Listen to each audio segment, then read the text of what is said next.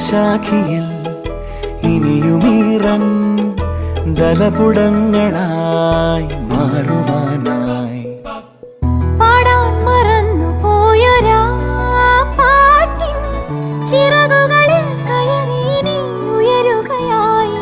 മോഹിച്ചും ലാളിച്ചും നീ മണ്ണിൻ പൂമഞ്ചത്തിൽ ആവോളം പൂങ്കാറ്റെ ചാടി ഉറങ്ങും.